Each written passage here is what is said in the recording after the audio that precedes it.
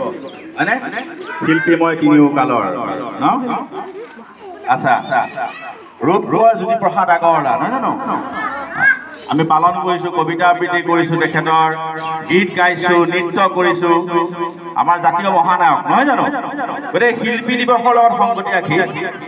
আজি মই বিদ্যালয়ত পঢ়ি থাকোঁতে এইটো কবিতা ৰচনা কৰিলোঁ এই কবিতাটো অকণমান তোমালোকে সৰু যদিও বুজিবলৈ চেষ্টা কৰিবা আজি শিল্পী দিৱস আজি শিল্পী দিৱস আজি দেখোন শিল্পী দিৱস শিল্পী দিৱসত জ্যোতিৰ আভাৰে উদ্ভাসিত হ'বলৈ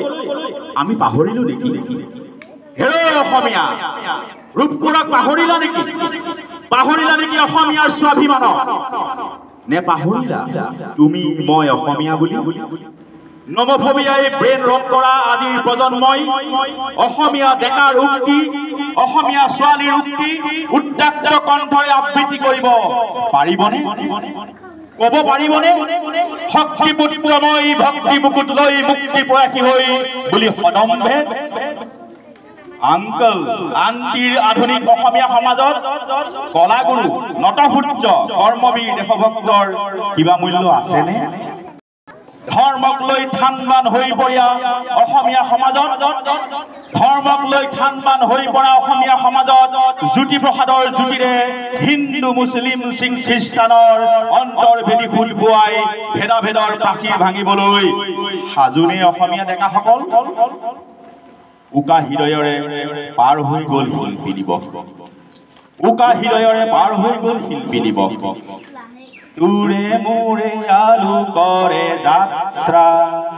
অসম মুখৰিত হোৱাৰ সলনি ক'ৰবাত যেন এক বোমা পৰিৱেশ শিল্পীৰ মুখতো নুশুনিলো আমাৰে সখীয়া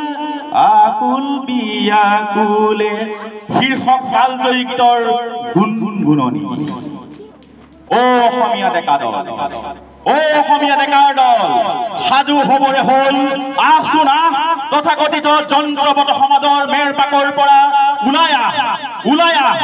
মাটিটো গ'লে ভেটিটো উচন হোৱাৰ পৰা বচাবলৈ আহচোন আহ ওলাই আহ অসমীয়া ডেকা দল ধন্যবাদ